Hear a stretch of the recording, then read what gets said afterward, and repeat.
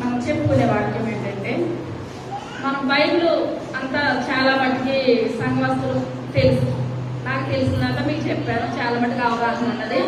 కానీ బైబిల్ గ్రంథంలో క్రూరుడు ఉన్నాడు, ఎవరైనా చెప్పగలుగుతారా? బైబిల్ గ్రంథంలో క్రూరుడు, బైబిల్ గ్రంథంలో బహు క్రూరుడు అబీమెలెకు అన్నమాట. ఏంటంటే అబీమెలెకు. న్యాయాధిపతుల గ్రంథము 9వ అధ్యాయము 50వ వచనం. తరువాత అబీమెలెకు బేతేసుకు పోయి బేతేసు వద్ద దిగి దాన్ని పట్టుకొనెను. ఆ పట్టణము నడుమ ఒక బలమైన గోపురం ఉండగా స్త్రీ పురుషులను పట్టణపు యజమానులను అక్కడికి పారిపోయి తలుపులు వేసుకొని గోపుర శిఖరం మీదకి ఎక్కిరి. చాలా చిన్న ప్రార్థన చేస్తున్నాం.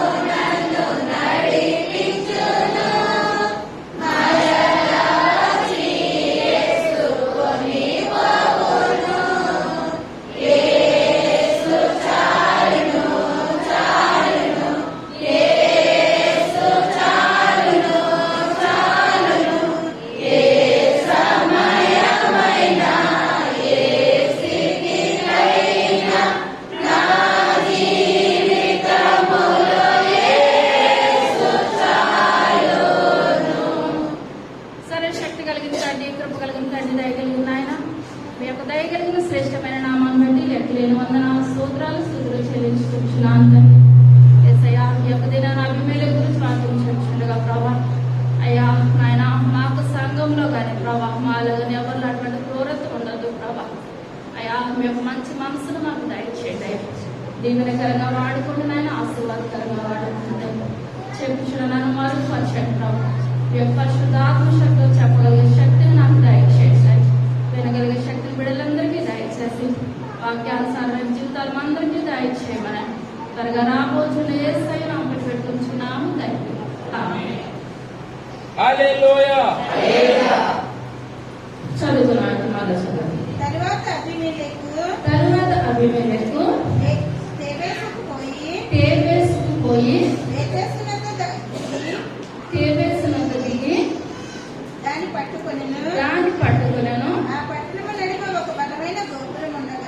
ఆ పట్టణము నడుమ ఒక బలమైన గోపురం ఉండగా స్త్రీ పురుషులను పట్టణపు యజమానులను అక్కడికి పారిపోయి తలుపులు వేసుకుని గోపుర శిఖరం మీదకి ఎక్కిరి. అబీమెలెకు ఆ గోపురము వద్దకు వచ్చి దాని మీద పడి యుద్ధము చేసి అగ్ని చేత దాన్ని కాల్చుటకు గోపురము ద్వారము వద్దకు రాగా ఒక స్త్రీ అబీమెలెకు తల మీద తిరుగటి మీది రాతిని పడవేసినందున అతని కపాలము పగిలెను. చాలండి. ఇక్కడ మనం చూసుకున్నట్లయితే కొన్ని ఏరియాలో పల్లపు ప్రాంతం ఉంటది. మామూలు ఫారిన్ కంట్రీలో చూసినట్లయితే వాళ్ళకి ప్రమాదాలు సంభవించినప్పుడు వాళ్ళకు పెద్ద ఒక షెల్టర్ అని కడతారు, గోపురం అని కడతారు. ఆ గోపురం అని కట్టినప్పుడు ఒక హార్న్ వేస్తుంది అనమాట.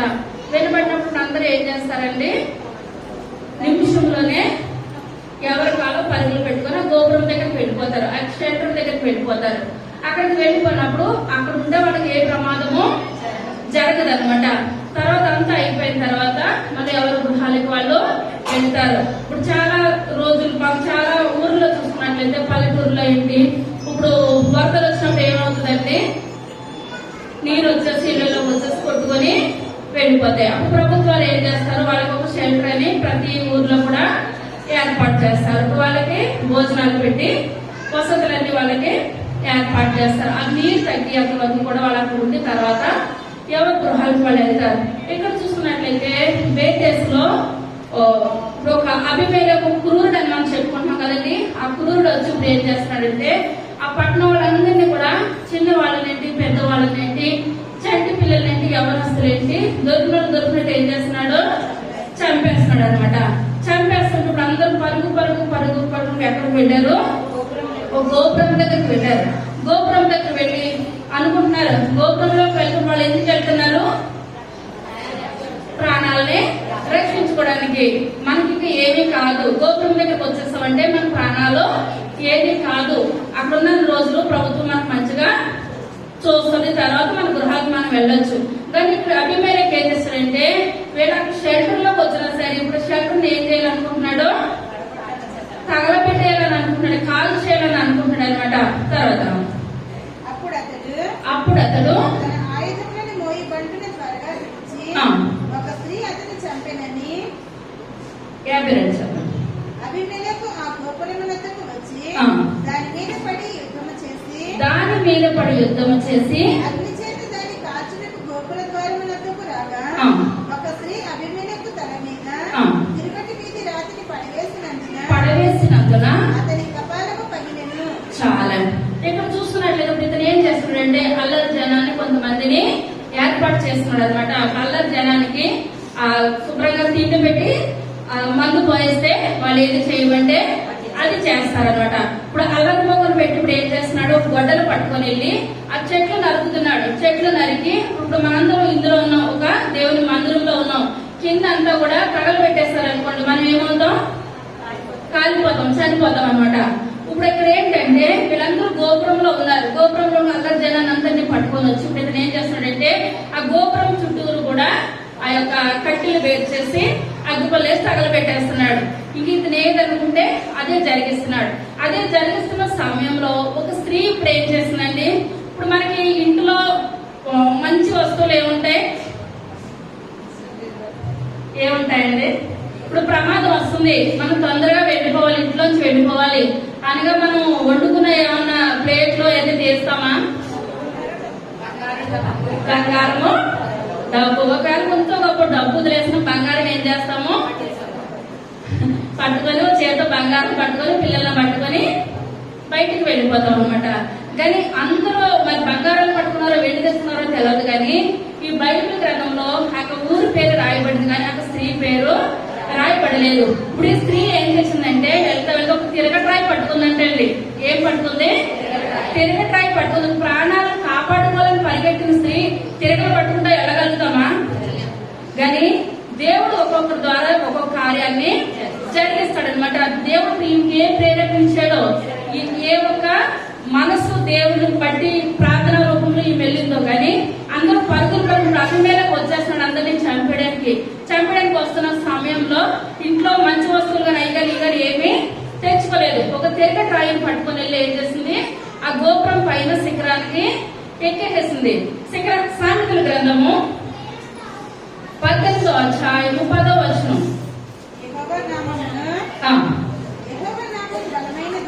యెహోవా నామము బలమైన దుర్గము, చాలా నీతిమంతులు ఏం చేస్తారు, ఇప్పుడు అందులోకి వెళ్ళి ప్రాణాపాయం తెచ్చుకుంటారు, సురక్షితంగా ఉంటారని అన్నదా. యెహోవా నామము బలమైన దుర్గము. మనకి ఇన్ని పనులు పెట్టుకొని మనం దేవుడి మందిరానికి ఇప్పుడు మనం ఇంత సమయానికి వచ్చామంటే మనం ఇప్పుడు ఎందుకని వచ్చినామంటే దేవుడి మందిరానికి సురక్షితం ఇక్కడ ఉంది. ఏంటంటే పిల్ల తరాలు దీవెనకరము ఆశీర్వాదకరము. మనం దేవుడి మందిరానికి వచ్చినట్లయితే మన పిల్లలు మనల్ని బట్టి దేవుడి మందిరానికి వస్తారనమాట. ఇప్పుడు ఇక్కడ చూసుకున్నట్లయితే ఇప్పుడు వీళ్ళందరూ ఎక్కడికి వెళ్ళారు, ఇంతమంది ఎక్కడికి వెళ్తున్నారు, సురక్షితమైన ప్రదేశానికి. వీళ్ళందరూ సురక్షితమైన ప్రదేశానికి వెళ్ళినప్పుడు ఈ యొక్క అభిమేలకు ఇప్పుడు ఏం చేస్తారు, సురక్షితమైన వెళ్తున్నారు, అక్కడ తగలబెట్టేస్తారు అనుకుంటే వాళ్ళు ఇంటి దగ్గరే ఉండిపోయేవారు అనమాట.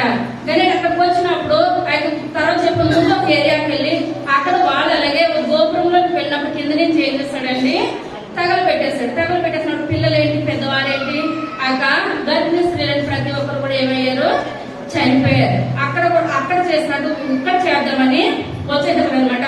వచ్చేసి అక్కడ అల్లరి మోకను పెట్టి ఏం చేస్తున్నాడు, కింద యుద్ధము చేసే ముందు యుద్ధంలో ఇతన్ని మించిన వారు ఎవరు కూడా లేరు. ఎందువల్లంటే అల్లరి మోకంతా ఎవరి దగ్గర ఉన్నది, అభిమేలకి దగ్గరే ఉన్నది.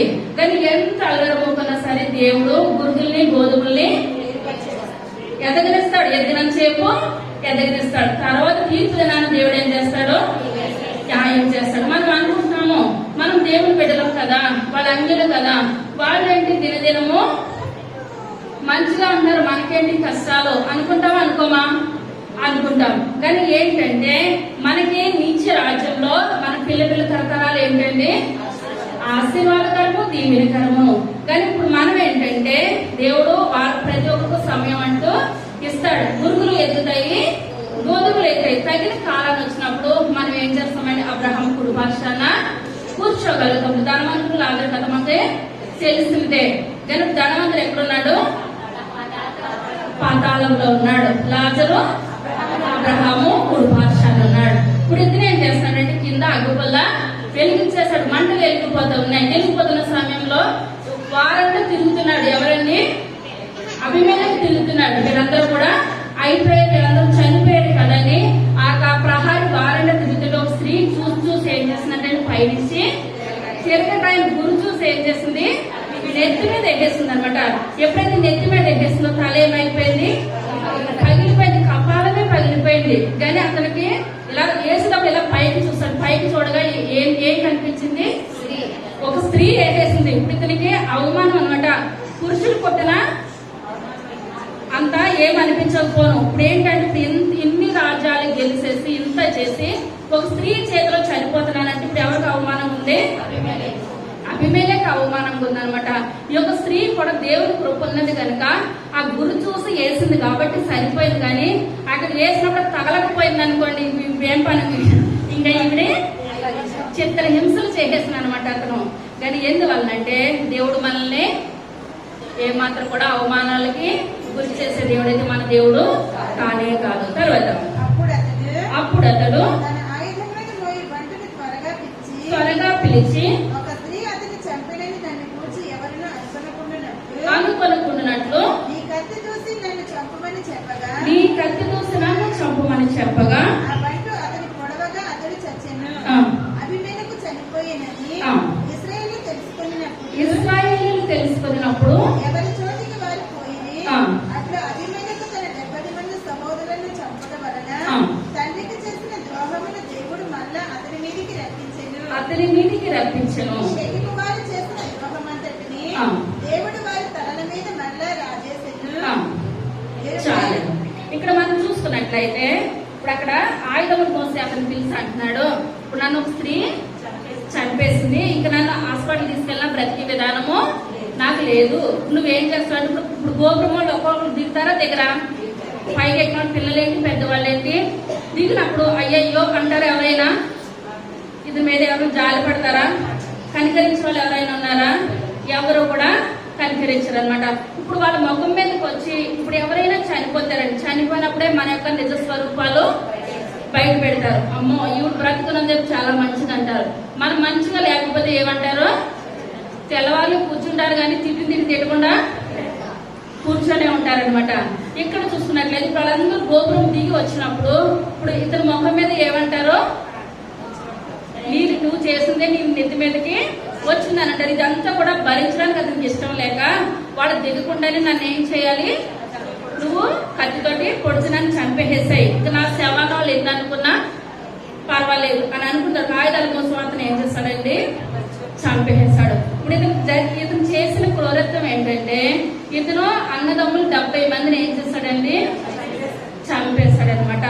వాళ్ళందరూ ఒకే రాతి మీద తలలు నరికేశాడు. కానీ అదే రాతితో ఏమొచ్చిందండి, మరణం వచ్చింది. మనం ఈ లోకంలో ఏది విత్తుతామో అదే కోస్తాం కనుక మనం మంచి విత్తితే మంచి కోస్తాము, చెడు విత్తితే చెడుని కోస్తాం. ఇప్పుడు రష్యాను పరిపాలించే వారిని ఏమంటారండి, జాన్ చక్రవర్తులు అని పిలుస్తారు అనమాట. ఏమంటారు, రష్యాను పరిపాలించే వారిని జాన్ చక్రవర్తులు అంటారు. అదే ఐగుప్తును పరిపాలించే వారిని అందరికీ తెలుసు, ఫరోలు అంటారు. ఐగుప్తును పరిపాలించే వారిని ఫరో మనం చూసుకుంటాం కదా నిర్మాకాండంలో ఫరో అలా చేశాడు, ఫరో ఇలా చేశాడు. ఇప్పుడు అందరికి కూడా ప్రజెంట్ ఐగుప్తు వాళ్ళు పరిపాలించే వాళ్ళు ఫరోలు అంటారు. ఇప్పుడు ఫిలిస్తీన్లు పరిపాలించే వారిని ఏమంటారంటే అబీమెలెకు అంటారు. ఏమంటారండి? అబీమెలెకు. ఫిలిస్తీన్లు పరిపాలించే వారు ఏమంటారు? అబీమెలెకు. అబీమెలెకు అనగా నా తండ్రి రాజు. ఏంటండి? నా తండ్రి రాజు. అబీమెలెకు అనగా ఏంటంటే అర్థము? నా తండ్రి రాజు. ఇప్పుడు అబీమెలెకు తండ్రి రాజేనా?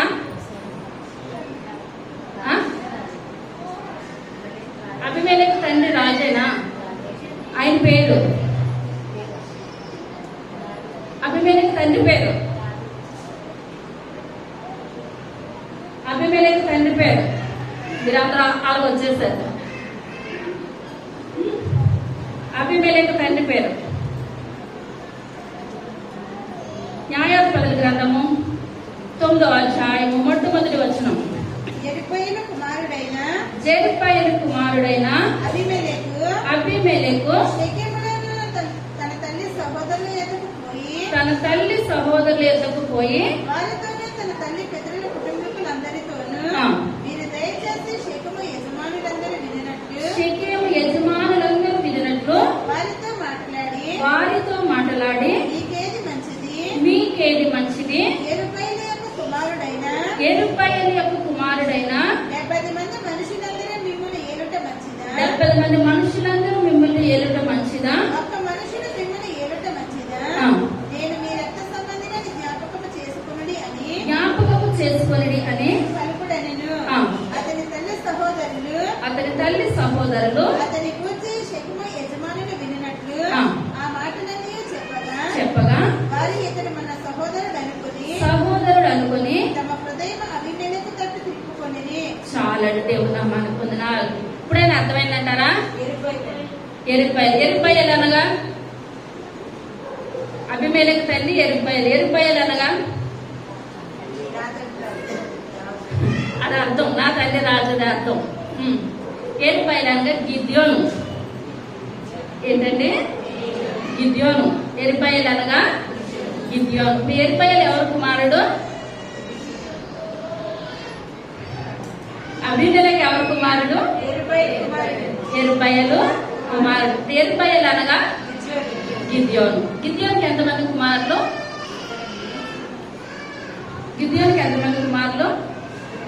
70 మంది కుమారులు. ఎంతమంది అంటే 70 మంది కుమారులు. ఎంతమంది కుమారులు? 70 మంది కుమారులు. 70 మంది ఎవరు పుట్టారు? గిద్యోనికి. ఎరుబ్బయలకి ఎంతమంది పిల్లలు? 70 మంది కుమారులు. ఇప్పుడు ఈ 70 మంది కుమారులు ఏంటంటే ఆ యొక్క దినాల్లో వివాహం చేసుకున్న వాళ్ళు ఏమంటారండి? భార్యలు అంటారు. అర్థమవుతుందా? ఆ యొక్క దినాల్లో ఎన్ని వివాహాలు చేసుకున్నా అంతమంది భార్యలు పుట్టిన వాళ్ళందరినీ కూడా వీళ్ళకి ఇంతమంది పిల్లలని లెక్కకు వచ్చేస్తుంది అనమాట. ఏంటంటే ఈ రోజుల్లో తప్పు, ఆ రోజుల్లో ఏంటండి తప్పు అయితే ఏది కూడా కాదు. సొలొమోను ఎంతమందిని చేసుకున్నాడు? 700 మంది భార్యలు, 300 మంది ఉపపత్నులు అనమాట. ఇప్పుడు ఈ రోజులు ఎవరైనా చేసుకోగలుగుతారా? ఒక కుటుంబాన్ని పోషించడం చాలా కష్టమైపోతుంది. ఆ యొక్క దినాల్లో అనేక మంది భార్యల ద్వారా గిద్యోనికి ఎంతమంది అంటే పిల్లలు? 70 మంది పిల్లలు. ఆ పిల్లలు 70 మంది పిల్లలు అయినప్పుడు వాళ్ళ ఇంట్లో పనివాళ్ళు ఉంటారు కదండి, పనికి మనుషులను పెట్టుకుంటారు కదా. పనికి మనుషులను పెట్టుకున్నప్పుడు ఆ పని మనుషుల ద్వారా పాపం చేశాడనుకోండి యజమానుడు, వాళ్ళు ఏమంటారు? ఉపపత్నులు అంటారు. ఆ యొక్క ఉపపత్నులు కూడా వాళ్ళు పిల్లల్ని కంటారు. కానీ ఉపపత్నికి పిల్లల కన్నా వాళ్ళు ఉపపత్నుల పిల్లల కింద చూస్తారు కానీ భార్య పిల్లల కింద ఏమాత్రం కూడా చూడరు. ఉపపత్నుల పిల్లలు వేరు, భార్య పిల్లలు వేరు. ఆస్తులనేంటి ప్రతి దాంట్లోనేంటి సమానంగా భాగం అయితే ఇవ్వరు అనమాట. ఇప్పుడు ఇవ్వలేని స్థితిలో ఇప్పుడు ఎరుబ్బయలు ఎవరు కుమారుడండి? అబీమెలెకు ఎవరు కుమారుడు? అదేలే, ఒక పనివాని కుమారుడు. అర్థమవుతుందా? మనం చెప్పుకున్న దుర్మార్గుడైన అబీమెలెకు ఎవరు కుమారుడు? పనివాని కుమారుడు. గిద్యోను భార్యలు పుట్టిన వాళ్ళు ఎంతమంది? 70 మంది. ఇప్పుడు 70 మంది ప్లస్ ఇప్పుడు ఎవరండి? ఉపపత్ని కుమారుడు అబీమెలెకు ఒక్కడు. ఈ ఒక్కడే క్రూరుడు అనమాట. అర్థమవుతుంది? మనం చెప్పుకునేది ఒక ఉపపత్ని యొక్క కుమారుడి గురించి భయంకరమైన క్రూరుడు. ఇప్పుడు 70 మందికి ఇస్తారా ఈ యొక్క తండ్రి తర్వాత స్థానము? ఉపపత్ని కుమారుడికి ఇస్తారా? 70 మందికి ఒకరు కాకపోతే ఒకరికే ఇస్తారు. కానీ ఉపపత్ని కుమారుడి పనివాని కుమారుడు పుట్టిన వాడికి ఆ యొక్క స్థానము ఎవరు? ఇప్పుడు ఎవరని ఇప్పుడు అభిమేలకి తెలిసి ఇప్పుడు ఏం చేస్తాడంటే ఒక అల్లరి మోకని ఏర్పాటు చేసుకున్నాడు అనమాట, సృష్టించుకున్నాడు. ఇప్పుడు సృష్టించుకొని ఇప్పుడు ఇతను ఏం చేస్తాడంటే వాళ్ళందరినీ తీసుకొని ఆ పట్టణానికి వచ్చాడు అనమాట. ఏ పట్టణం అంటే అది షెకెముకి వచ్చాడు అనమాట. 2వ వచనం, మీరు దయచేసి షెకెము యజమానులందరూ వినినట్లు వారితో మాట్లాడి మీకేది మంచిది ఏలుబయలు యొక్క కుమారులైన 70 మంది మనుషులందరూ మిమ్మల్ని ఏలుట మంచిదా? చాలా. ఇప్పుడు ఆ పట్టణానికి ముందే వచ్చేసాడు మన తండ్రి. ఎప్పుడైతే గిద్యోను ఎప్పుడైతే చనిపోయాడో వాళ్ళ దగ్గరికి వచ్చేసి ఇప్పుడు ఏమంటున్నాడండి, 70 మంది మిమ్మల్ని ఏలుట మంచిదా, ఒక మనుషుడు ఏలుట మంచిదా? నేను మీకు దగ్గరలో ఉన్నాను, నా తల్లి షెకెము పట్టణానికి సంబంధించిన ఒక స్త్రీ. ఇప్పుడు మీకు ఏదైనా అవసరం ఉంటే నన్ను అడగడానికి మీరు సరిపోతారు. అదే గిద్యోను కుమారుల దగ్గర మీరు అడగడానికి ఏమాత్రం కూడా సరిపోరు. ఇప్పుడు 70 మంది మిమ్మల్ని పరిపాలించాలా, నేను ఒక్కడిని మిమ్మల్ని పరిపాలించాలా అని అడిగినప్పుడు అదే స్థానంలో మనం ఉన్నట్లయితే మనం ఏమంటామండి?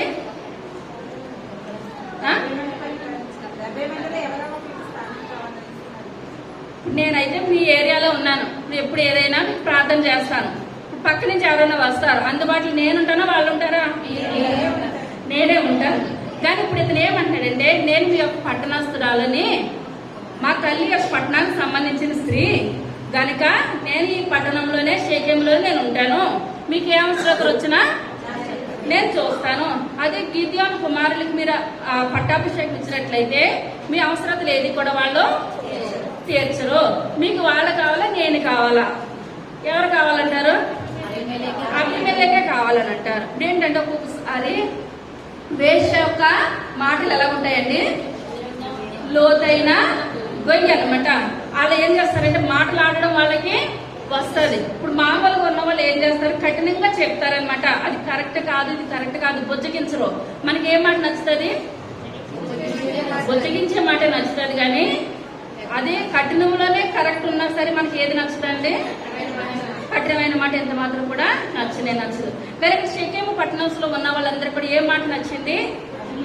బొత్తికించే మాట నచ్చి ఇప్పుడు ఏమంటున్నారు, గిద్యోనుకు 70 మంది కుమారులు మాకు రాజు కింద ఉండొద్దు, నువ్వే మాకు రాజు కావాలి. తర్వాత అతని తల్లి సహోదరులు అతని గూర్చి షెకెము యజమానులు వినినట్లు ఆ మాటలన్నీ చెప్పగా వారు ఇతడు మన సహోదరుడు అనుకుని తమ హృదయం అభిమేలెకు తట్టు తిప్పుకొనిరి. ఎలా వెళ్ళిపోయిందని హృదయము అభిమేలెకు తట్టు వెళ్ళిపోయింది. తర్వాత అప్పుడు వాళ్ళు బయలుపరీతి గుడిలో నుండి అభిమేలెకు 70 తులముల వెండి తెచ్చి అతనికి ఇయ్యగా వాటితో అభిమేలెకు అల్లరి జనములు కూలికి పెట్టుకోలేదు. చాలా.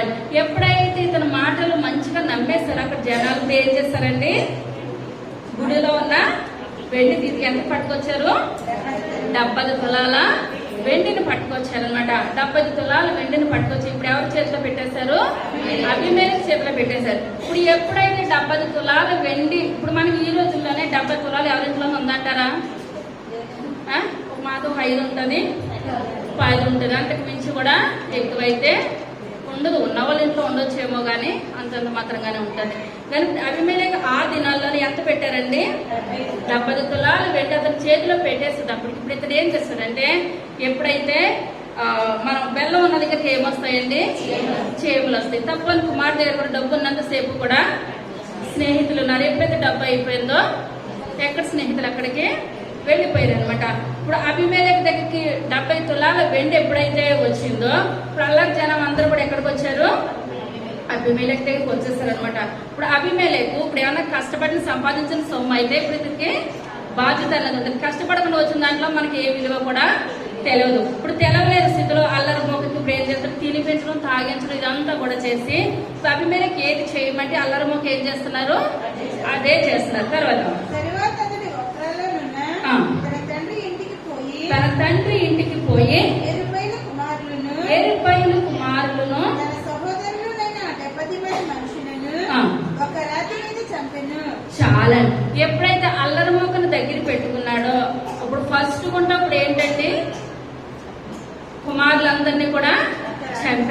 ఎందువల్ల అంటే నేను దుర్మార్గుని కనుక నా దుర్మార్గం బయటపడేలోకి వీళ్ళందరూ చనిపోతేనే మంచిది. నా దుర్మార్గం బయటపడ బ్రతుకున్నట్లయితే నేను దుర్మార్గుని వెంటనే తెలిసిపోయి నన్ను ఏం చేస్తారో బయటికి తీసేస్తారు. ఇప్పుడు వాళ్ళు బ్రతుకున్నట్లయితే తర్వాత పరిపాలన వాళ్ళకి వెళ్తుందని అని ముందుగా ఏం చేస్తాడండి 70 మందిని చంపేశాడు. ఇంకా లాస్ట్ చిన్న కుమారుడు వస్తున్నాడు అనమాట. చిన్న కుమారుడు ఏం చేస్తాడంటే తప్పించుకున్నాడు అనమాట. ఏం చేస్తాడండి తప్పించుకున్నాడు. ఫస్ట్ పని మంచి పని చేస్తాడా చెడ్డ పని చేస్తాడా? చెడ్డ పని చేస్తాడు. చెడ్డ పని చేసినప్పుడు మనుషుల్లో ఇప్పుడు ఏం కలుగుతుందండి? షేకేమో వారికి భయం వస్తుందా? ఇప్పుడు వాళ్ళని చంపినట్టు రేపన్న రోజు నాడు మమ్మల్ని కూడా చంపేసినప్పుడు మంచి పని చేస్తే తర్వాత స్థానం మనకు వస్తుందేమో అనుకోవచ్చు. చెడ్డ పని చేస్తే ఇప్పుడు వాళ్ళని చంపినప్పుడు మనల్నైనా ఎప్పుడైనా చంపుతారు. ఇప్పుడు వీళ్ళలో ఏం కలిగిందండి? భయం పుట్టిందనమాట. తర్వాత ఎరుపైన చిన్న కుమారుడైన యోతాము మాత్రమే దాగి ఉండి తప్పించుకొనెను.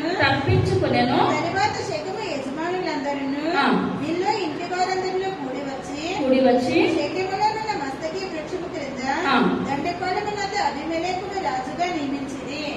అది యోతామునకు తెలియబడినప్పుడు అతడు పోయి గెరిజీము కొండకప్పును నిలిచి ఎలుగెత్తి పిలిచి వారితో ఇట్లనెను, శకెము యజమానులారా మీరు నా మాట వినిన ఎడల దేవుడు మీ మాట వినును. చెట్టు తమ మీద రాజును ఒకరిని అభిషేకించుకొనవలెనను. 18 అతడు చేసిన క్రియలకు మీరు ప్రతిక్రియ చేయకయు అబీమెలెకును రాజుగా నియమించుకునే విషయంలో మీరు న్యాయముగాను యథార్థముగాను ప్రవర్తించిన ఎడల నేడు మీరు ఎరుపైన ఎడలను అతని ఇంటి వారి ఎడలను సత్యముగాను యథార్థముగాను ప్రవర్తించిన ఎడల అబీమెలెకునందు సంతోషించది. అతడు మీ యందు సంతోషించును గాక. లేని ఎడల అబీమెలెకు నుండి అగ్ని బయలుదేరి శకుము వారిని మీలో ఇంటి వారిని కాల్చివేయును గాక. శకుము వారిలో నుండి మీలో ఇంటి నుండి అగ్ని బయలుదేరి అబీమెలెకును దహించును గాక అని చెప్పి తన సహోదరుడైన అబీమెలెకునకు భయపడి యోతాము పారిపోయి బెయేరునకు వెళ్లి అక్కడ నివసించెను. చాలండి. ఇప్పుడు చిన్న కుమారుడు ఎవరు? ఏం పేరండి? యోతాము. 70 మందిలో ఎవరు మిగిలారు? యోతాము మిగిలాడు. యోతాము ధైర్యం చేసుకుని ఆ షెకెము ప్రజల దగ్గరకు వచ్చి వాళ్ళతో ఏమని అంటాడంటే, ఇప్పుడు మీరందరూ ఎవరు నమ్మారు? అబీమెలెకు నమ్మారు కదా. ఇప్పుడు అతను క్రూరత్వం మీరు చూశారు కదా. ఇప్పుడు వాళ్ళకి జరిగినట్టు మీకు ఒక దినాన్న అతను మీకు కూడా ఇదే పని చేస్తాడు. మీరు నమ్మినంత మంచివాడైతే అబీమెలెకు ఎంత మాత్రం కూడా కాదు. ఇలా చెప్తున్నాడన్న విషయం తెలిసిందంటే ఇప్పుడు ఇతను బ్రతకనిస్తాడంటారా? బ్రతికినాడు. ఇదంతా కూడా అతను ఎటువంటి వాడంటే అగ్ని లాంటి వాడు. అగ్నిని మనం పట్టుకుంటామా? ఇప్పుడు ఇతను యోతాము చెప్తున్నాడు అతను ఎటువంటి వాడు? అగ్ని లాంటి వాడు అనమాట. ఏంటంటే మిమ్మల్ని అందరినీ కాల్చేస్తాడు. మీరు చూసినంత మంచివాడైతే ఏది కూడా కాదు. కానీ ఇదంతా చెప్పి మనం ఏం చేయాలంటే క్రూరులకి మనము దూరంగా ఉండాలి. ఇదంతా కూడా వాళ్ళకి చెప్పి ఏదో రోజు మీరే తెలుసుకునే ఒక రోజు మీకు వస్తుంది. వచ్చినప్పుడు మీరు తెలుసుకున్న ప్రయోజనం అయితే ఏమాత్రం కూడా లేదని చెప్పేసి అక్కడి నుంచి ఇప్పుడు ఏం చేస్తాడండి? వెళ్ళిపోయాడు అనమాట. న్యాయాధిపతుల గ్రంథము 8వ అధ్యాయము 22వ వచనం. అప్పుడు ఇశ్రాయేలీయులు గిద్యోనుతో నీవు మిద్యానీయుల చేతిలో నుండి మమ్మల్ని రక్షించితివి గనుక నీవును నీ కుమారుని మమ్మల్ని ఎలవలని చెప్పింది. చాలండి. ఇప్పుడు న్యాయాధిపతులు చూసుకున్నట్లయితే మనం ఆది కాంచి చూసుకున్నట్లయితే ఇప్పుడు అబ్రహాము తర్వాత స్థానం ఇప్పుడు ఎవరికి వచ్చిందండి? లైన్ వదిలేదు. తర్వాత అంతా కూడా చూసుకున్నాక నోవాహు సంతానం అలాగలా వదిలేడు. అందులో నుంచి ఇప్పుడు ఎవరు వచ్చారండి? ఇశ్రాయేలు నడిపించడానికి మోషే గారు వచ్చారు. ఇప్పుడు మోషే తర్వాత మోషేకి వయసు అయిపోతుంది. మనం ఎందువల్ల పుట్టినట్టు ఈ లోకంలో ఉండము కనుక మోషే చనిపోయేటప్పుడు ఎవరిని ఏర్పాటు చేశాడు? యెహోషువను ఏర్పాటు చేశాడు. ఇప్పుడు యెహోషువ వచ్చినప్పుడు ముందు వాళ్ళలో కూడా మోషేని నమ్మినట్టు ఇశ్రాయేలు ప్రజలు యెహోషువను నమ్మలేదు. ఇప్పుడు మోషే గారు ఉన్నప్పుడే అంటున్నారు నా తర్వాత స్థానము మోషేకి ఇస్తున్నాను అని చెప్పినప్పుడు కూడా వాళ్ళలో ఇప్పుడు ఏం కలుగుతుంది? భయం కలిగింది. భయం కలిగినప్పుడు ఎప్పుడైతే ఇప్పుడు యోర్దాన్ని పాయలుగా చేశాడో ఇప్పుడు ఎవరికి నమ్మకం కలిగిందండి? ఇశ్రాయేలు ప్రజలు ఇప్పుడు మోషే చేసినట్టే మోషే ఎర్ర సముద్రాన్ని పాయలు చేశాడు, ఇతను యోర్దాన్ని పాయలుగా చేశాడు. ఇప్పుడు ఇతనిలో కూడా ఏముంది? దేవుని యొక్క శక్తి ఉంది, దేవుని యొక్క అభిషేకం ఉంది, మాకు మంచి చేయగలుగుతాడు అన్న నమ్మకం ఎవరిలో వచ్చిందండి? ఇశ్రాయేల్ ప్రజలకు వచ్చింది. ఇప్పుడు ఇశ్రాయేల్ ప్రజలకు వచ్చినప్పుడు అక్కడి నుంచి కూడా మోషే ఏ కార్యాలు అయితే ఇశ్రాయేల్ ప్రజల గురించి చేశాడో తర్వాత అంతా కూడా ఎవరు నెరవేర్చారండి? యెహోషువ నెరవేర్చాడు. ఇప్పుడు వాళ్ళ కానానికి వచ్చిన తర్వాత ఆస్తులన్నీ ఎవరు పంచిపెట్టారు? యెహోషువ. ఎవరి యొక్క ఆస్తి పంపకాలు వాళ్ళకి చేశాడు. వాళ్ళకి చేసి అది చెప్తున్నాడు అనమాట యెహోషువ. ఏమనంటే యెహోషువ గ్రంథము 23వ అధ్యాయము మొట్టమొదటి వచనం. చుట్టూనున్న వారి శత్రువులలో ఎవరును వారి మీదకి రాకుండా యెహోవా ఇశ్రాయేలుకి నెమ్మది కలుగు చేసిన మీదట అనేక దినములైన తరువాత యెహోషువ బహు సంవత్సరములు వృద్ధుడాయను. అప్పుడు అతడు ఇశ్రాయేలునందరినీ వారి పెద్దలను వారి ముఖ్యులను వారి న్యాయాధిపతులను వారి నాయకులను పిలిపించి వారితో ఇట్లనెను, నేను బహు సంవత్సరములు గడిచిన ముసలివాడను. మీ దేవుడైన యెహోవా మీ నిమిత్తము సమస్త జనములకు చేసినదంతా మీరు చూచితిరి. మీ నిమిత్తము యుద్ధము చేసిన వాడు మీ దేవుడైన యెహోవాయే. ఇప్పుడు ఇదంతా కూడా ఇప్పుడు యెహోషువ చనిపోవడానికి ఏం చేస్తున్నాడండి? సిద్ధంగా ఉన్నాడు. రేపు మాపో ఎవరు చనిపోతారు? యెహోషువ చనిపోతాడు. ఇప్పుడు యెహోషువ చనిపోతే ఇప్పుడు యెహోషువ లాంటి నాయకుడు తర్వాత కావాలి కానీ ఉన్నాడంటారా?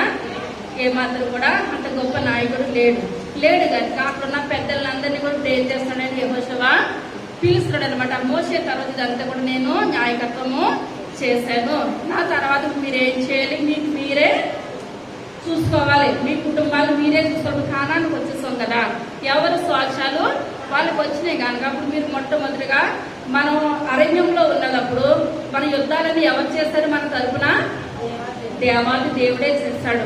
ఇప్పుడు మనము నెల ఉన్నతమైన స్థితిలో ఉండి రోజు డ్యూటీకి వెళ్ళడానికి మనం ఒక స్థానంలో ఉండడానికి ఇప్పుడు మనశ్శక్తి దేవుడు మనకి ఇచ్చిన ఆయుష ఆరోగ్యం అంటారా? దేవుడు ఆయుష ఆరోగ్యం ఇవ్వకపోతే మనం ఏదైనా డైలీ డ్యూటీకి వెళ్ళి ఏమైనా సంపాదించుకోగలుగుతామంటారా? మన శక్తి మన బలం అయితే ఆయన ముందు మురికి గుడ్డతో సమానం అనమాట. ఇప్పుడు యెహోషువ మాట్లాడుతున్నాడు. ఏమని అంటాడంటే నేను కూడా చనిపోవడానికి సిద్ధంగా ఉన్నాను, మీరైతే దేవుడిని ఏమాత్రం కూడా మర్చిపోవద్దు. మీరు జీవిత కాలం కూడా మీరు దేవుల్లో ఉండాలి, మీ పిల్ల తరాలని దేవుని సన్నిధిలో నడిపించాలి. ఇదంతా కూడా చెప్తున్నాడు అనమాట.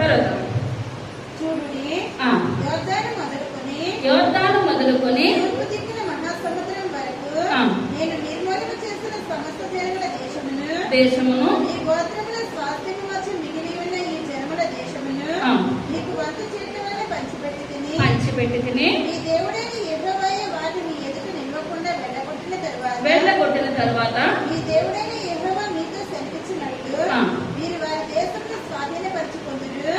కాబట్టి మీరు మోషే ధర్మశాస్త్ర గ్రంథంలో రాయబడినదంతటిని గైకొని అనుసరించుటకు మనసు దృఢము చేసుకొని ఎడమకు కానీ కుడికి కానీ దాని నుండి తొలగిపోగా మీ యొద్ద మిగిలి ఉన్న యాజకుల సహవాసము చేయక వారి దేవతల పేర్లను ఎత్తక. ఇప్పుడు ఏం చేస్తున్నారండి? వీళ్ళు చెడ్డ లక్షణం ఏముంది? దేవతలే అంటే దేవతలను పిలుస్తారు, అంటే దేవతలను పిలుస్తారు అనమాట. విగ్రహారాధన అనమాట మెయిన్ అలవాటు చేస్తున్నారు. విగ్రహారాధన మీరు దేవుడి సన్నిధిలో మీరు జీవించాలి, న్యాయంగా జీవించాలి, యథార్థంగా జీవించాలి. ఇప్పుడు దేవుడు మనకు మాట ఇచ్చాడు, ఐగుప్తులను తీసుకొస్తానన్నాడు, మనల్ని ఏం చేశాడు? తీసుకొచ్చాడు. స్వాస్థ్యాలు ఇస్తానన్నాడు, మనకి ఏం చేశాడు? దేవుడు స్వాస్థ్యాలు అనుగ్రహించాడు. మీరేం మర్చిపోవద్దు, దేవుణ్ణి మర్చిపోవద్దు. మనం ఇంటి దగ్గర ఉంటే ఎంత పని అయినా చేస్తాం. గుడికొచ్చి కాసేపు కూర్చోమంటే ఇటు కాలు జాపుతాం, అటు కాలు జాపుతాం. ఎంతో పెద్ద బాధ అనమాట. ఎందువల్లంటే సాతాను మనలో కూర్చొని మనల్ని ఏం చేస్తాడు? రానివ్వడు, వచ్చిన మాటలు విననివ్వడు అనమాట. భయంకరంగా నిద్ర వచ్చేస్తుంది. చర్చలో ఉన్నంతసేపు ఇంటికి వెళ్తే మళ్ళీ రాత్రి 12 అయ్యేదాకా పనే, గుడిలో నిద్ర అనమాట. ఎందువల్లనంటే సాతాను మనం ఎక్కడైతే ఉన్నతమైన స్థితిలోకి వెళ్తామని అనుకొని సాతాను ఏం చేస్తాడని మన దేవుని యొక్క మాట వినకుండా చేసేస్తాడనమాట. ఇప్పుడు ఇక్కడ యెహోషువ అంటున్నాడు దేవునికి నచ్చలేదంటే ఏమున్నది? విగ్రహారాధన. మీరు విగ్రహారాధన ఎంత మాత్రం కూడా చెయ్యొద్దు. విగ్రహారాధన జోలికి మీరు వెళ్ళండి, దేవునికి యథార్థంగా జీవించండి. తర్వాత ఈ జనుల సహవాసము చేయక వారి దేవతల పేర్లను ఎత్తక వారి దేవతల పేర్లను ఎత్తక వాటి తోడని ప్రమాణం చేయక ఆ. వాటిని పూజింపక వాటికి నమస్కరింపక ఆ. మీరు నేటి వరకు చేసినట్లు ఆ.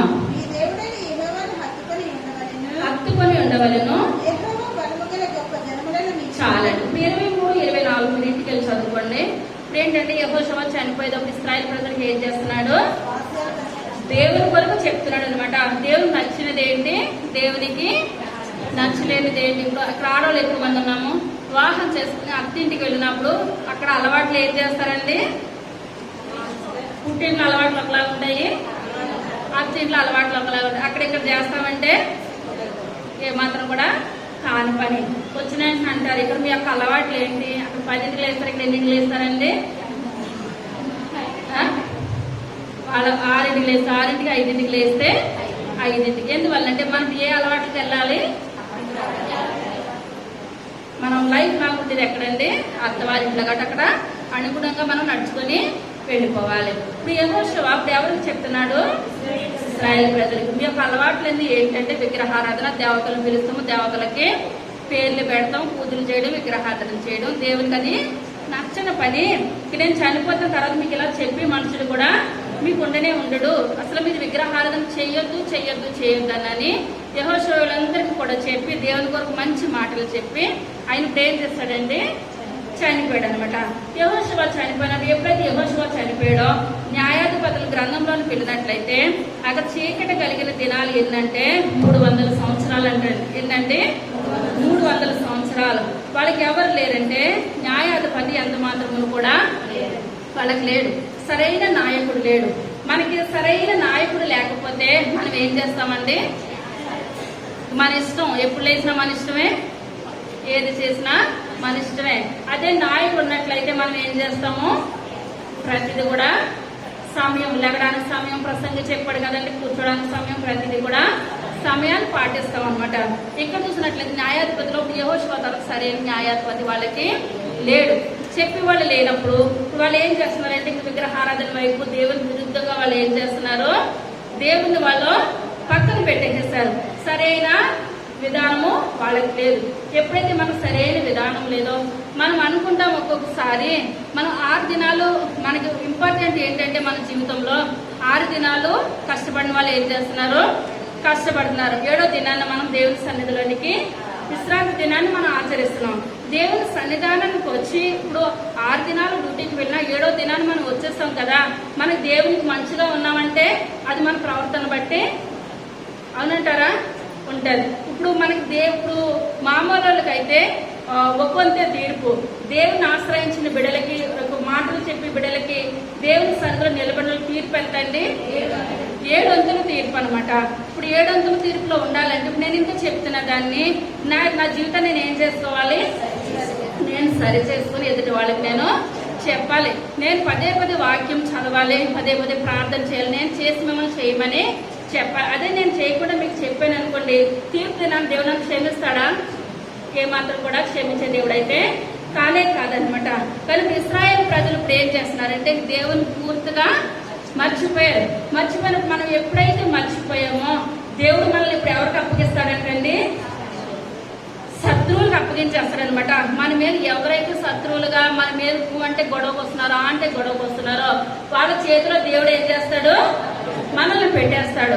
మనం అనుకుంటాము వాళ్ళు అన్యులు కదా, మనం దేవుడిని నమ్ముకున్నాం కదా, వాళ్ళు గెలుస్తున్నారు, నేను ఓడిపోతున్నాను ఏంటని అనుకుంటాం. కానీ ఇప్పుడు పెట్టింది ఎవరు?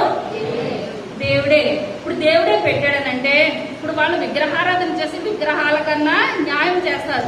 మనం దేవుడు నమ్ముకొని దేవుడికే మనం ఏం చేస్తున్నాము? అన్యాయం చేస్తున్నాం. అర్థమవుతుందంటారా? ఇప్పుడు దేవుడే మనం ఒక దెబ్బ కొట్టినా పర్వాలేదు, కానీ ఇప్పుడు శత్రువు చేతిలో పెట్టి శత్రువు ఏం చేస్తాడండి? బహుగా నలిపేస్తాడు. ఇప్పుడు సాతాను యోగుకి ఎన్ని కష్టాలు పెట్టింది? భయంకరమైన కష్టాలు అనమాట. దేవుని కృపన్నది కనుక 2 అంతలా ఆశీర్వాదం ఇచ్చాడు. కానీ ఇప్పుడు ఆశమాష వాళ్ళైతే లెగ్గలుగుతారంటారా? ఆ శ్రమల్లోంచి ఎంత మాత్రం కూడా లెగరు. ఎందువల్లంటే మనకు కష్టాలు వస్తున్నాయి, ఇరుకులు వస్తున్నాయి, ఇబ్బందులు వస్తున్నాయి. మనం ఎంత కష్టపడినా మన సంపాదన నిలవట్లేదు, మన స్థితి అంతే ఉంది, మన బ్రతికి అంతే ఉంది. ఏంటి ప్రభా అని ఒకసారి మనం కన్నీరు మార్చి ఒకవేళ మనకు అంతటా మనం ఏం చేయాలంటే క్వశ్చన్ మార్క్ వేసుకోవాలి. ప్రభువా నా జీవితము సరిగా లేదేమో, నా జీవితము యథార్థంగా లేదేమో, ఒకవేళ నన్నే మీరు శత్రువు చేతిలో పెట్టేసి ఉంటారు ప్రభా, కానీ శత్రువుకి ఏమాత్రం కూడా అప్పగించవద్దు ప్రభా. శత్రువు చేతిలో మీరు ఏం చేయాలి, బయటకు విడదీయండి నాయన. ఒక దెబ్బ కొడితే మీరైనా కొట్టండి, కానీ శత్రువు చేతిలో నన్ను ఎంత మాత్రం కూడా పెట్టొద్దని మనం ఏం చేయాలండి, ప్రార్థన చేసుకోవాలి. ఇప్పుడు 300 సంవత్సరాలు ఇశ్రాయేలీయులు చీకటి కలిగిన దినాల్లో ఉన్నారు. యెహోషువ చనిపోయే వరకు చెప్పినా సరే ఇప్పుడు వాళ్ళు ఏం చేస్తారంటే విగ్రహారాధనలోనూ మునిగిపోయారనమాట. ఎప్పుడైతే విగ్రహారాధనలో మునిగిపోయారో అటువంటి నాయకుడు మళ్ళీ ప్రార్థన చేస్తారు దేవుడిని. ఒక 20 సంవత్సరాలు మర్చిపోతారు, ఒక 10 సంవత్సరాలు మర్చిపోతారు. మర్చిపోయిన తర్వాత ఎప్పుడో గుర్తుకొస్తుంది వాళ్ళకి, అయ్యో దేవుడు ఐగుప్తులో గొప్ప కార్యాలు చేశాడు కదా, మళ్ళా దేవుని పాదాలు పట్టుకోవచ్చు. ఏంటంటే శ్రమల కొలిమిలో ఉండి ఉండి ఉండి ఉండి ఏమవుతుందండి, దేవుడు గుర్తుకొస్తాడు. దేవుడు గుర్తుకొచ్చినప్పుడు వాళ్ళు ప్రార్థన చేసినప్పుడు మళ్ళీ దేవుడు ఏం చేస్తాడండి, క్షమించి ఒక న్యాయాధిపతిని ఏం చేస్తాడు, రప్పిస్తాడు, న్యాయాధిపతిని ఏర్పరుస్తాడు అనమాట. ఇప్పుడు ఇశ్రాయేలు ప్రజలు ఎలాగున్నారంటే గిద్యోను వచ్చే సమయానికి దేవుడు ఎవరి చేతికి అప్పగించేస్తాడు, వాళ్ళని శత్రువు చేత మిద్యానీయుల చేతికి అప్పగించేస్తాడు. ఎవరి చేతికండి, మిద్యానీయుల చేతికి అప్పగించేస్తాడు. మిద్యానీయులు ఇప్పుడు ఏం చేస్తున్నారంటే వాళ్ళు భయంకరమైన శ్రమలో పెడుతున్నారు ఇశ్రాయేలు ప్రజల్ని.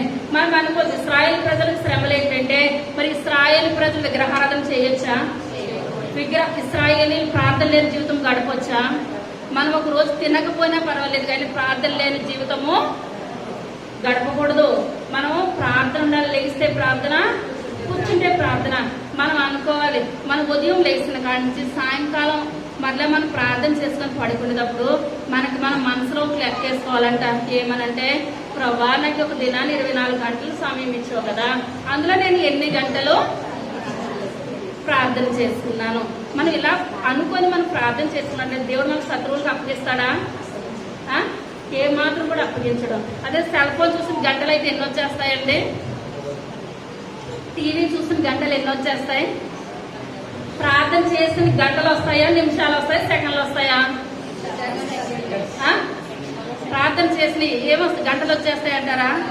అది మన మనలో మనం ఏం చేయాలి, పరీక్షించుకోవాలి. ప్రభా నాలో ప్రార్థన లేదు, నన్ను ఎవరికి అప్పగించేస్తావయ్యా, శత్రువు చేతికి అప్పగించేస్తావు. అదే నాలో ప్రార్థన ఉన్నట్లయితే, నా కుటుంబం చుట్టూ మీ పరిశుద్ధాత్మ కంచి ఉన్నట్లయితే నన్ను ఎవరికి అప్పగించవు, శత్రువుకి ఏమాత్రం కూడా అప్పగించవు. అప్పుడు అనుకునేవారంటే ఇశ్రాయేలు ప్రజలు వాళ్ళంతా వాళ్ళు ప్రశ్న వేసుకునేవారంట, ప్రభా నాలో ప్రార్థన లేని నిమిషాలు ఎన్ని ఉన్నాయో, అందుకే నా స్థితి ఎలాగున్నది, ఒక అడుగు ముందుకేస్తుంటే 100 అడుగులు వెనక్కి వచ్చేస్తున్నాను. ఎప్పుడైతే వెనక్కి వచ్చేస్తున్నారు ఇశ్రాయేలు ప్రజలు, దేవుడు మిద్యానీయులకి అప్పగించేశాడు. మిద్యానీయులు ఇప్పుడు ఏం చేస్తున్నారు, మనం 2 వారాల ముందు చెప్పుకున్న కదా, మందసం ఉన్నా ఓడిపోయారు ఫిలిష్తీయులు, మందసం లేనప్పుడు కూడా ఓడిపోయారు. ఎందువల్లంటే వాళ్ళలో ఎవరు లేరండి, దేవుడు ప్రార్థనా జీవితం దేవుడు ఎంత మాత్రం కూడా లేని లేడు. ఇప్పుడు మిద్యానీయులకు దేవుడు అప్పగించేసినప్పుడు వాళ్ళు ఇష్టమైపోయింది అనమాట. ఇప్పుడు మన పిల్లలు మాట వినరు, తల్లిదండ్రులకి గారం పెట్టామనుకో, తల్లిదండ్రులకి మన పిల్లలకు గారం పెట్టామనుకోండి, మన మాట ఎంత మాటలు వినకపోతే చుట్టాలు ఎవరైనా వచ్చినప్పుడు వాళ్ళకి కొంచెం భయం చెప్పండి, మేము చెప్పలేకపోతున్నాం అని మనం కొంచెం విడిచిపెట్టేస్తాం అనుకోండి, చుట్టాలు ఏం చేస్తారు, మన ముందే ఒకటి వాళ్ళ పిల్లలకి చెప్పుకుంటే చెప్పుకోపోయారేమో, కానీ ఎప్పటి వాళ్ళకే ఒకటి చెప్పే బదులు 10 చెప్పి ఎన్నైనా చెప్పేస్తారు. అదే మనం ఒక కీ ఇవ్వకుండా ఉంటే చెప్పగలుగుతారా, మన పిల్లల దగ్గరికి రాగలుగుతారా వాళ్ళు? ఎందువల్లంటే ఎవరి సమస్యలు వాళ్ళకే ఉన్నాయి, ఎదుటి వాళ్ళు తీర్పు తీర్చేంత శక్తి మనకి లేదనమాట. ఎందువల్లంటే మన కంటిలో ఏమున్నది, దూలం ఉన్నది. ఎదుటి వాళ్ళకి మన కంటిలో దూలం పెట్టుకుని ఎదుటి వాళ్ళ కంటిలో నలుసు మనం తీయడానికి ఏమాత్రం కూడా సరిపోవు. ఎవరి పిల్లలు వాళ్ళు జాగ్రత్త చేసుకోవడం ఈ రోజుల్లో కష్టమైపోతున్న దినాలన్నమాట. ఇప్పుడు ఆ మిద్యానీయులకి దేవుడే చెప్పేశాడు, ఇశ్రాయేలు ప్రజలు మీ చేతికి వచ్చినట్టు చేసేయని చెప్పినప్పుడు వాళ్ళు పంట పండించుకుంటున్నారు. మిద్యానీయులు పంట పండించుకున్నప్పుడు వాళ్ళు పండించేసుకొని ఇంటికి తెచ్చుకున్న పంట వండుకొని తినడానికి కూర్చుంటున్నారు. ఆ గిన్నె చుట్టూరును కూర్చుంటారు. మిద్యానీయులు వచ్చి ఏం చేస్తున్నారు, వండిందేంటి పంట ఏంటి ప్రతిదీ పట్టుకొని వెళ్ళిపోతారు. ఇప్పుడు గిద్యోను దగ్గర కొంతే ఉన్నది, మిద్యానీయులు వచ్చేస్తారని గానుగ చాటును గిద్యోను ఏం చేస్తున్నాడు, గోధుమలు దొల్లగొట్టుకుంటున్నాడు. ఎందుకు చాటును దొల్లగొట్టుకుంటున్నాడు, మిద్యానీయులు వచ్చి ఆ ఆ గోధుమలు కూడా పట్టుకొని వెళ్ళిపోతారు. ఇప్పుడు ఏళ్ల పంటే ఏళ్ళు సొత్తే కనుక ఎవరికి జడుస్తున్నారు?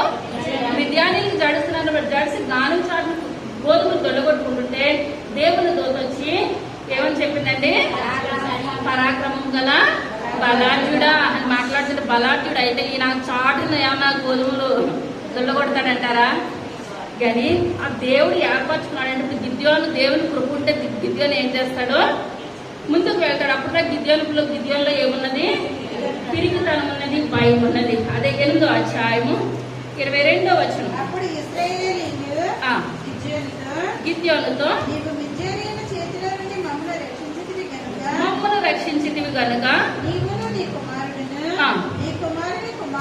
నీ కుమారుని కుమారుడును మమ్మల్ని ఏలవలెనని చెప్పి అందుకు గిద్యోను నేను మిమ్మల్ని ఏలను నా కుమారుడును మిమ్మల్ని ఏలరాదు యెహోవా మమ్మల్ని ఏలునని చెప్పాను. చాలా. ఇప్పుడు గిద్యోను దగ్గరికి వచ్చి అక్కడ ఇశ్రాయేల్ ప్రజలందరూ ఏమంటున్నారు? ఇప్పుడు మాకు సరైన రాజు లేడు, ఇప్పుడు నువ్వు మంచిగా ఉన్నావు, ఆ మిద్యానీల చేతిలోంచి మమ్మల్ని ఏం చేసావు?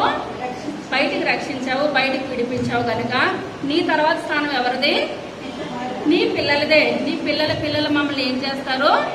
ఏళ్తారని చెప్పినప్పుడు గిద్యోను అంటున్నాడు, నేను ఏలను, నా పిల్లలు ఏలను. మిమ్మల్ని ఎవరు ఏళ్తారు? దేవుడే ఏళ్తాడు. ఎందువల్ల అంటే వీళ్ళకి భయం లేదనమాట. న్యాయాధిపతుల గ్రంథము 18వ అధ్యాయము మొట్టమొదటి వచనం. ఆ దినములలో ఇశ్రాయేల్కి ఎవరు లేడంటే రాజు లేడు. 19వ అధ్యాయం మొట్టమొదటి వచనం. ఇశ్రాయేల్కి ఎవరు లేరండి? రాజు లేడు. తర్వాత 21వ అధ్యాయం 25వ వచనం. ఎవరు లేరండి? రాజు లేడు. ఇప్పుడు అందరూ డ్యూటీలకు వెళ్తున్నారు. టైం ఎన్ని గంటలు? 9 గంటలకు అనుకుందాం. 9 గంటలకు వెళ్ళినప్పుడు సూపర్వైజర్ మాకు అటెండెన్స్ వేయలేదు. ఇప్పుడు 5ంటికి వచ్చిన వాళ్ళకి వేసేస్తున్నారు, 9ంటికి వచ్చిన వాళ్ళకి అదే అటెండెన్స్ వేస్తున్నారు. ఎన్నింటికి వెళ్తారు సూపర్వైజర్ లేకపోతే? 5ంటికి వెళ్తామా? లేదా 9ంటికి వెళ్ళిపోతే సిన్సియర్గా చేసేద్దామా? 5ంటికి వెళ్ళి అందరితో పాటు అక్కడ కూర్చొని వచ్చేస్తాం అనమాట. ఇప్పుడు ఇక్కడ ఇశ్రాయేల్ ప్రజలకు ఎవరు లేరు? రాజు లేడు. ఎప్పుడైతే చెప్పేవాళ్ళు లేరో ఇప్పుడు ఏమైంది? వాళ్ళకి ఇష్టానుసారంగా తిరుగుతున్నారు. ఎప్పుడైతే ఇష్టానుసారంగా తిరుగుతున్నారో దేవుడు వాళ్ళని ఎవరికి అప్పగించేస్తాడండి? శత్రువులకు అప్పగించేస్తాడు. మనం అనుకుంటాం మన జీవితాల్లో, మనం అనుకుంటామా దేవుడు నన్ను శత్రువులకు అప్పగించేస్తాడేమో అనుకుంటామా? ఎప్పుడు ఆ మాట అనుకోం. దేవుడు నన్ను ఏంటి ఆదివారం గుడికి వెళ్తున్నాను కదా, నేనే ఇలా ఉన్నాను, మా పక్క వాళ్ళు నెలకు ఒకసారే సాక్రమెంట్కి వస్తున్నారు కదా, వాళ్ళు బాగున్నారైతే అని అనుకుంటాం. కానీ ఒకవేళ మన జీవితాల్లో కానీ దేవుడు నన్ను శత్రువు చేతిలో పెట్టేసాడేమో అనుకొని మనం ప్రార్థన చేసుకున్నట్లయితే మనం ఎక్కడికి బయటకు వస్తామండి? శత్రువు చేతిలో నుంచి బయటకు వచ్చినట్లయితే మనకి దేవునికి మధ్యన అడ్డుగోడ ఏమాత్రం కూడా ఉండనే ఉండదు. ఎప్పుడైతే అడ్డుగోడ తొలగిందో మన ప్రార్థన ఎక్కడికి వెళ్తుంది? దేవుని సన్నిధి దగ్గరికి సరాసరి వెళ్ళిపోద్ది అనమాట. అది 9వ అధ్యాయము 22వ వచనం. అబీమెలెకు 3 సంవత్సరములు ఇశ్రాయేలు మీద ఏలిక అయి ఉండెను.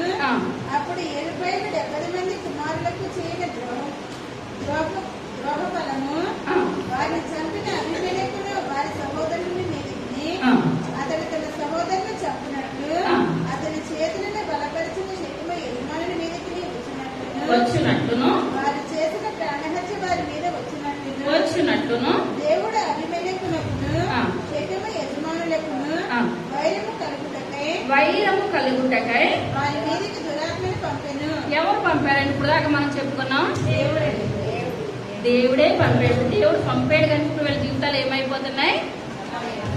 ఎందుకు పనికి రాకుండా అయిపోతున్నాయి. ఇప్పుడు గ్రహించారనమాట. ఇప్పుడు ఇన్నాళ్ళు గడిచిన తర్వాత తినడానికి తిండి లేని స్థితిలో ఇప్పుడు ఎవరు పంపారని తెలుసుకున్నారండి? దేవుడే మనకి ఒక శిక్షను పంపించడం తెలుసుకున్నారనమాట. తర్వాత అప్పుడు శకుమ యజమానులు అబీమెలెకును వంచించిరి. ఎట్లనగా శకుమ యజమానులు పంట శిఖరముల మీద అతని కొరకు మాటుగాండ్రుని ఉంచి అంత మినిట్కెళ్ళ చదువుకున్న సమయం అయిపోతుంది. అదే అధ్యాయము 42వ వచనం. మరునాడు జనులు పాలెములోనికి బయలుపెట్టారు. అది అబీమెలెకునకు తెలియబడగా అతడు తన జనులను తీసుకొని తన జనులను తీసుకొని 3 తెగలుగా చేయగా 3 తెగలుగా చేయగా వారు ఆ పొలములో మాటుగా ఉండిరి. ఆ. అప్పుడు అతడు చూడగా అప్పుడు అతడు చూడగా జనులు పట్టణం నుండి బయలుదేరి వచ్చుచుండిరి గనుక ఆ. అతడు వారి మీద పడి వారిని హతము హతము చేసెను. అభిమేలకును అతనితో ఉన్న తెగులును ఇంపసాగి ఆ. పట్టణపు గడిని ప్రదేశమునందు నిలువగా 2 తెగలు పరిగెత్తి ఆ. పొలములలో ఉన్న వారందరి మీద పడి ఆ. వారిని హతము చేసిరి. ఆ దినమంతయు అభిమేలెకు ఆ పట్టణస్థులతో యుద్ధము చేసి ఆ. పట్టణమును చుట్టుకొని ఆ. అందులో ఉన్న జనులను చంపి పట్టణమును పడగొట్టి దాని స్థలమున ఉప్పు జల్లెను. షేకెము గోపుర ఇప్పుడు ఎక్కడికి పడితే అక్కడికి ఏం చేస్తున్నాడు అంటే ఇప్పుడు ఇతను అభిమేలెకు పొలముకి వెళ్తే పొలంలో ఏం చేస్తున్నాడు, చంపేస్తున్నాడు. ఎక్కడికి వెళ్తే వాళ్ళ మనుషుల్ని ఎక్కడ కూడా వాళ్ళని బ్రతకనివ్వట్లేదు అనమాట. అప్పుడు తెలుసుకున్నారు. ఎవరు తెలుసుకున్నారు? షెకెము వారు తెలుసుకున్నారు. తర్వాత షేకెము గోపుర యజమానులందరూ ఆ వార్త విని ఏల్బెరీతు గుడి యొక్క కోటలోనికి చొరబడిరి. షేకెము గోపుర యజమానులందరూ గుడి యొక్క సంగతి అభిమేలెకు తెలుపబడినప్పుడు అభిమేలెకును అతనితో ఉన్న జనులందరూ సల్మోను కొండనెక్కి అభిమేలెకు గొడ్డలిని చేత పట్టుకొని చెట్ల నుండి పెద్ద కొమ్మను నరికి ఎత్తి భుజము మీద పెట్టుకొని నేను దేని చేయుట మీరు చూచుదురు, మీరును నేను చేసినట్టుగా దానిని త్వరగా చేయుటని తనతోనున్న జనులతో చెప్పెను. అప్పుడు ఆ జనులందరిలో ప్రతి వాడును ఒక్కొక్క కొమ్మను నరికి అభిమేలెకును వెంబడించి ఆ కోట దగ్గర వాటిని పెట్టి వాటి వల్ల ఆ కోటను అగ్ని చేత కాల్చిరి. చాలా షెకెము వారందరూ కూడా ముందు చెప్పాను కదా, ఒక ప్రమాదం వస్తుంది. వాళ్ళందరూ ఎక్కడికి వెళ్తున్నారు? ఒక గోపురం దగ్గరికి వెళ్తున్నారు. గోపురం దగ్గరికి వెళ్తుంటే అభిమేలెకు పెద్ద గొడ్డలు పట్టుకున్నాడు అనమాట. పెద్ద గొడ్డలు పట్టుకొని ఒక చెట్టును నరికేసేసి ఆ గోపురం చుట్టూరు ఇప్పుడు ఏం చేస్తాడు? ఇప్పుడు అల్లరి జనాలు కూలికి పెట్టుకున్నారు కదా, వాళ్ళు కూడా ఏం చేస్తారు? కొమ్మలు నరికేసి నింపి పెట్టేస్తారు. నింపి పెట్టినప్పుడు గోపురంలోకి వెళ్ళిన వారందరూ ఏమైపోయారంటే పిల్ల పాపలతో అందరూ కూడా కాలిపోయి చనిపోయారు. తర్వాత అప్పుడు ఆ జనులందరిలో ప్రతి వాడును ఒక్కొక్క కొమ్మను నరికి అభిమేలెకును వెంబడించి ఆ కోట దగ్గర వాటిని పెట్టి వాటి వల్ల ఆ కోటను అగ్ని చేత కాల్చిరి. అప్పుడు షెకెము గోపుర యజమానులు అనగా స్త్రీ పురుషుడు ఇంచుమించు 1000 మంది చచ్చిరి. ఎంతమంది వెళ్ళారన్న కోటలోనికి? 1000 మంది వెళ్ళారు. ఆ మంటలకి ఎంతమంది చనిపోయారు? 1000 మంది చనిపోయారు. తర్వాత అభిమేలెకు తేబేసుకు పోయి తేబేసునందు దిగి దాన్ని పట్టుకొనెను. చాలా మనం ముందు చెప్పుకున్నాం కదండి. ముందు షెకెముకి వెళ్ళినప్పుడు వాళ్ళందరూ కూడా గోపురంలో ఉంటే వాళ్ళని ఏం చేస్తాడు? చంపేసేసాడు. ఇప్పుడు చంపేసిన తర్వాత అక్కడి నుంచి ఇప్పుడు ఎక్కడికి వచ్చాడండి? తేబేసు అనగా దానికి అర్థం ఏంటంటే ప్రకాశించుచున్న లేకుంటే వెలుగు. ఏంటండి? ప్రకాశించుచున్న వెలుగు. ఇప్పుడు తేబేసు ఆ యొక్క పట్టణాన్ని ఇప్పుడు ముందు షెకెము ఎలా తగలబెట్టేశాడో ఒక్కొక్క పట్టణానికి వచ్చి పొలాల్లో ఉన్నవారు పని చేసుకుంటుంటే ఎక్కడున్నా సరే వాళ్ళు ఏం చేస్తున్నాడు? చిత్రహింసలు పెట్టి కాల్ చేసి ఏం చేస్తున్నాడండి? వాళ్ళని చంపేస్తున్నాడు అనమాట. ఇలా చంపేస్తూ ఉండి ఇప్పుడు ఆ పట్టణం అయిపోయింది. ఇప్పుడు మళ్ళా ఎక్కడికి వచ్చి తేబేసుకు వచ్చాడు అనమాట. తేబేసు అనగా ప్రకాశించుతున్న లేకపోతే వెలుగు. మనం వెలుగు సంబంధాలుగా ఉన్నామా? చీకటి సంబంధాలుగా ఉన్నాం. వెలుగు సంబంధాలు కూడా దేవుడి దగ్గరగా ఉన్నట్లయితే దేవుడు మనకు ప్రతి ఒక్క ఆపదల నుంచి కూడా దేవుడు రక్షిస్తానే ఉంటాడు. ఇప్పుడు ఒక స్త్రీ ఇప్పుడు ఏం చేస్తుందంటే మనం ముందు చెప్పుకున్నాం కదా, అందరూ ఎవరికాలు గోపురం దగ్గరికి వెళ్ళిపోతున్నారు. షెకెము అనగా ప్రకాశిస్తుంది అనమాట. ఈ యొక్క పట్టణము వెలుగు మయముతో ఉన్నది. స్త్రీ ఇప్పుడు ఏం చేస్తుంది? ఒక తిరగటి రాయిని పట్టుకొని వెళ్ళి బాగా గోపురం మీద వెళ్ళిపోయింది అనమాట. గోపురం మీదకి వెళ్ళిపోయినప్పుడు అందరూ కూడా అనుకోవచ్చు, ఏంటి బంగారాలు తెచ్చుకోవాలి, వెండి తెచ్చుకోవాలి, డబ్బు తెచ్చుకోవాలి. నువ్వేం తెచ్చుకున్నావో రాయి పట్టుకొచ్చావని పిచ్చో లేకపోతే ఏమనుకుంటే అనుకోవచ్చు. కానీ ఇప్పుడు ఈమె ఏం చేస్తుందండి? ఒక తిరగటి రాయిని పట్టుకొని వెళ్ళింది అనమాట. అప్పుడు ఏ రాయి కనపడలేనట్టు ఉంది. ఇప్పుడు ఇంట్లో వాళ్ళకి తిరగలు విసురుకుంటారు. ఆ రాయి పట్టుకొని వెళ్ళి ఆ గోపురం పైకి ఎక్కేస్తుంది అనమాట. ఎప్పుడైతే పైకి ఎక్కేసిందో ఇప్పుడు కింద ఇప్పుడు ఎవరు తిరుగుతున్నారు? అభిమేలెకు తిరుగుతున్నాడు. పైనుంచి చూసి సరాసరి నెత్తి మీద ఆ యొక్క రాయి వేసేసి ఆవిడకి అతని కపాలం ఏమైపోయిందండి? పగిలిపోయిందనమాట. మనం అనుకుంటాం ఈ లోకంలో మన మీద ఎవరైనా అన్యాయంగా మన మీద యుద్ధానికి వస్తున్నారు అనుకోండి, ఆ యుద్ధం దేవుడే చేశాడండి. యుద్ధం యెహోవాయే చేసినట్టయితే ఇప్పుడు మనకి ఏ కలుగుతుందండి? గొప్ప విజయం. గిద్యోను అనగా అర్థం ఏంటండి? తెగ నరుకువాడు. ఏంటంటే అర్థము? తెగ నరికివాడు. గిద్యోను యుద్ధాలు చేస్తుంటే ఏం చేశాడు? అందరినీ కూడా రక్షించాడు అనమాట. గిద్యోను అనగా అర్థం ఏంటి? తెగ నరికివాడు. ఎరుబ్బయలు అనగా ఎరుబ్బయలు.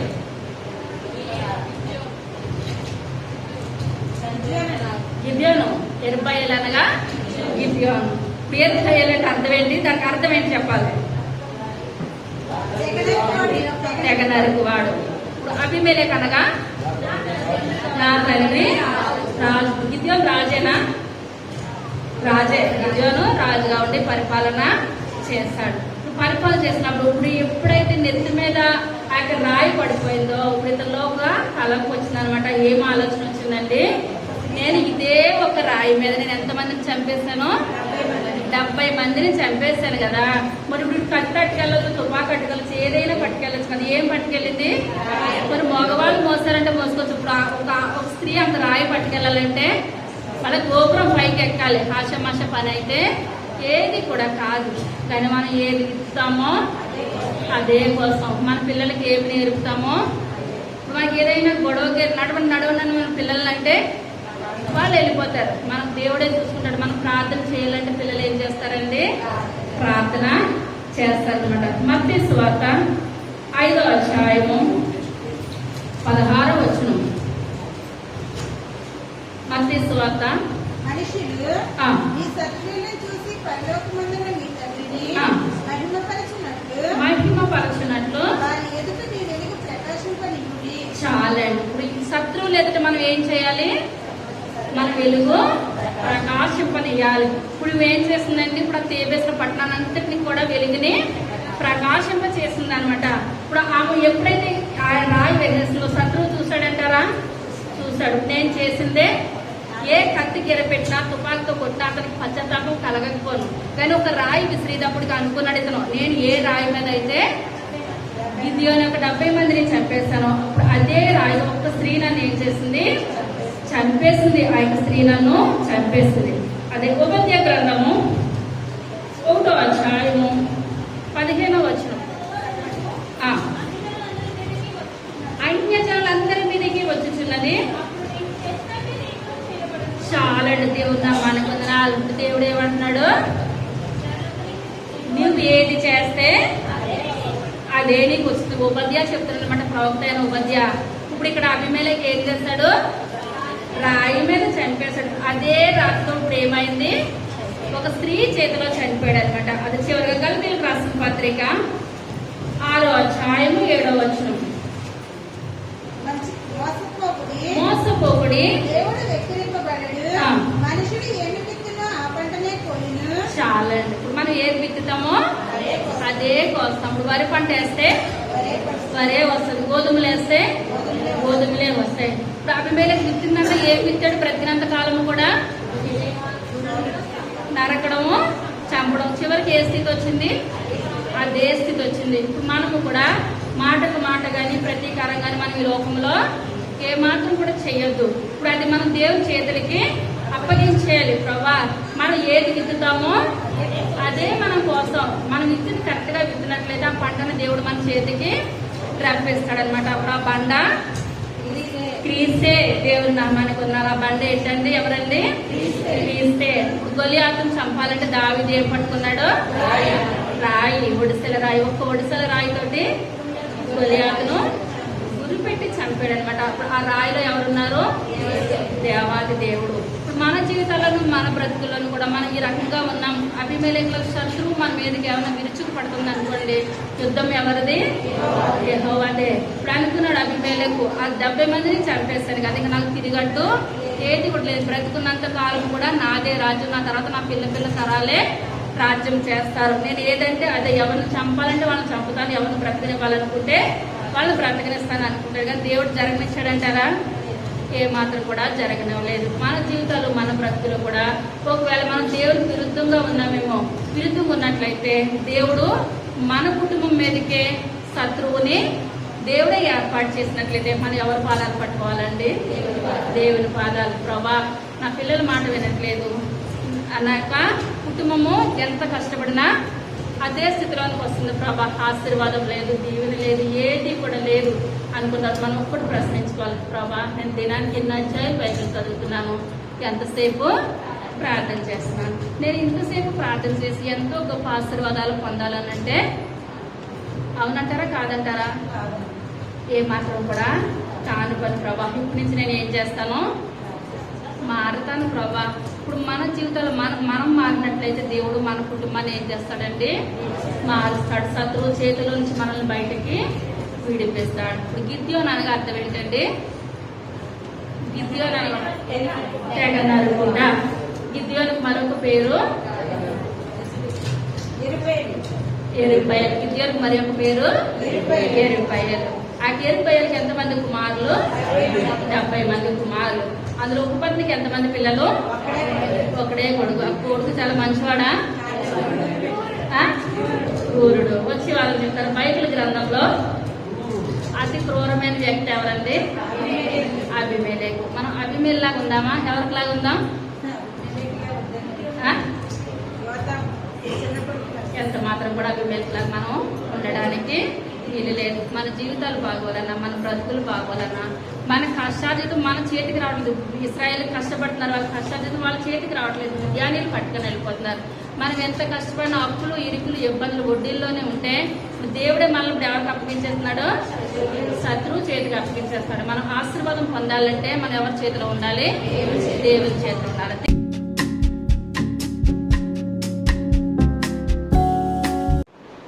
దేవునామం పొందాలండి.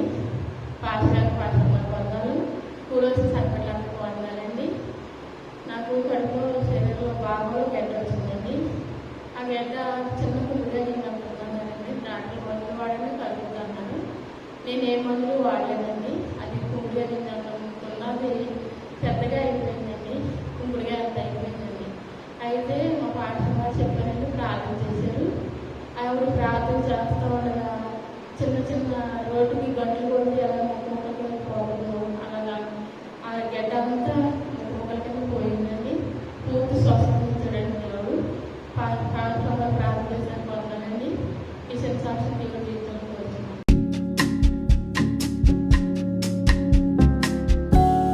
చేతులు ఉన్నారు, దేవుని చేతులు ఉంటారన్న వాళ్ళు పైకి లేద్దాం.